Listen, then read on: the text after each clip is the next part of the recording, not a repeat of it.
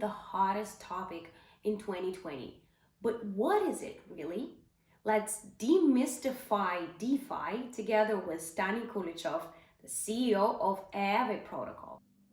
Hey everyone, my name is Stani Kulechov, and I'm the CEO and founder of Aave. So practically, Aave is a decentralized money market protocol, and uh, basically today in the Hong Kong Blockchain Week, we're going to talk about DeFi, and the topic is demystifying DeFi with Aave Protocol. So the idea is that, as you all know, DeFi has been pretty interesting subject this year, and it brings a lot of value for the users with different kinds of properties like being non-custodial and also bringing transparency in financial transactions. So we're going to go today a bit about DeFi and how Aave is one of the flagship projects in DeFi and helps user take kind of control of their financial integrity. So in essence, Aave is a money market protocol, and what this means for everyday user is that you can deposit into Aave and earn practically interest on various stablecoins and cryptographic assets. So as a protocol, it practically means that it's a set of smart contracts where we can create, as a in terms of the Aave governance, can create new markets where you have different kind of assets there as reserves. In each market and reserve has different kinds of interest rates, which basically depends on the utilization of that particular asset. And typical example is that the users are coming to Aave to deposit stablecoins such as DAI or USDC, and they earn interest. And on the other side, you then have borrowers who are coming and borrowing their assets that they want. So in practice, they deposit a currency that they're earning, and then they can borrow. And then we have this functionality called flash loans. I will go more deeper into that a bit later in this presentation. The interesting part about the protocol is that these are reserves, which means that there's always more liquidity available than there is borrowed, which means that if you deposit into Aave now, you can also withdraw on the next block or tomorrow or day after tomorrow, because there is the excess liquidity. And also every deposit gives you a interest-bearing A token, and I will go a bit more on that during this presentation. The protocol itself has seen substantial growth during this year. So we launched the protocol in January, and since now we have roughly 20,000 users, which is pretty impressive because the DeFi space, decentralized finance itself, has been pretty small, in the sense that probably roughly 1 year ago, the whole space was 20,000 users in total. The ecosystem was way smaller, and now it has grown quite substantially.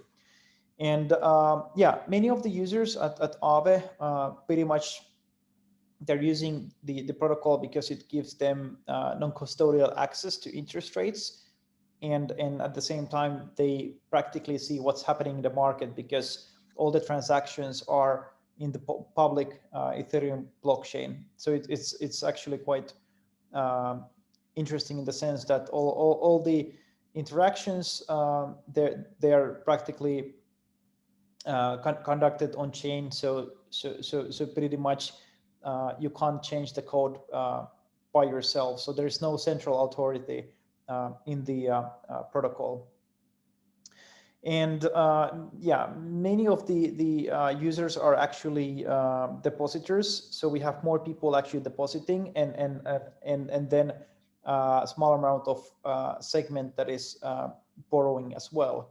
And then we have flash loan utilization. So beginning of the year, we had over $500 million worth of flash loans consumed from the protocol, and each and every flash loan practically gives more interest rate for the depositors. And flash loan is practically one borrowing without a collateral. And I will go that in a few minutes. Yeah, so in terms of like value locked, there's currently roughly 1 billion worth of value locked in the protocol smart contract. This pretty much means that that amount could be borrowed by anyone when they set a collateral or flash borrow that liquidity. And interesting here is that the total value locked as a metric is a metric in DeFi where it's measured practically how much people are trusting the protocol's smart contracts, and it's been growing quite substantially given how young the protocol is.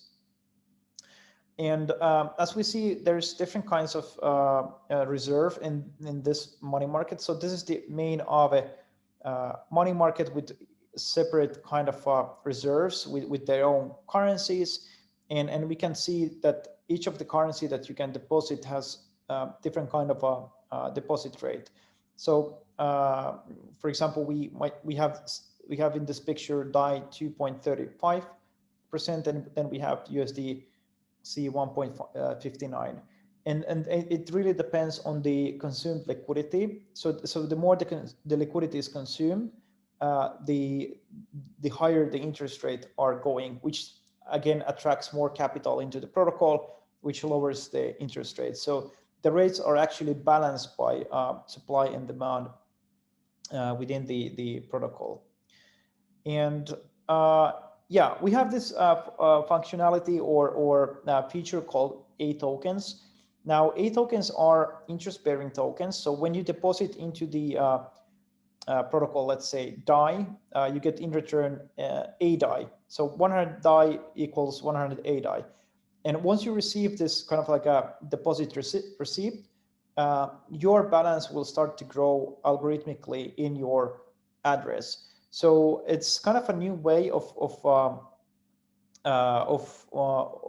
distributing, kind of like crediting balances without spending gas costs and creating those transactions. And what it does in essence, it creates the end user permissionless savings account in the sense that it's most of the stablecoins, as they are USD nominated, practically. When you hold a DAI or AUSDC or AUSDT, you pretty much are holding a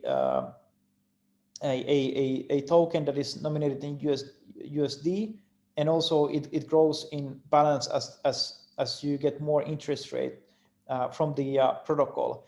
And this is pretty cool in the sense that if you are in a country where the local currency has a lot of inflation, or you don't have access to USD savings account because of the lack of opportunities, or the banking system doesn't offer for various reasons, this is actually a pretty nice way to get access to those funds.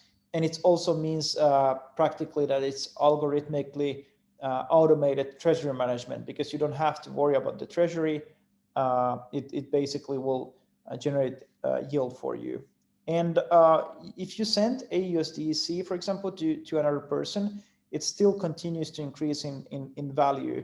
So it's actually a pretty interesting payment currency, because normally when you pay, let's say with your card or cash USD, what happens is that the value of the USD periodically declines. And in this case, whenever you send to someone a USDC, they will receive the balance, and the balance continues to grow. So that's a pretty cool thing. And of course, you can redirect their interest rate, which basically means that if you want to give the interest rate to a charity or to your friend, that is also possible. Flash loans is pretty cool feature. So it allows users to borrow 100% under collateralized loans from the protocol. So normally all of the DeFi lending is over collateralized. It means that you deposit into Aave a one asset, and then you have a credit line to borrow another asset.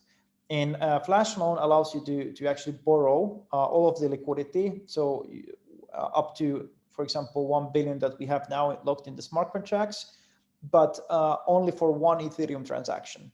So practically, what does this mean is that the use cases that you can do, for example, is arbitrage. So you can borrow from Aave and buy an asset in one exchange and sell it in another exchange, and keep the profit and return the loan back to Aave. Or you might have a refinance application for the end users where, for example, if you have a borrow position in another lending protocol or even in Aave, what happens is that if it's, let's say, DAI and USDC is cheaper, you could actually swap your DAI to USDC and get lower interest rate as a borrower without repaying the loan. And this is pretty cool because you don't have to come back and refinance by yourself.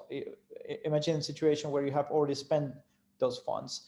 So, and many other features you can do, like collateral swap. So in one sense, flash loans is kind of like a developer feature to create new so-called money Lego products in decentralized finance. So decentralized finance is interoperable system. So for example, if you think about the space, if you create a smart contracts, deploy them into the Ethereum network, pretty much anyone can interact them.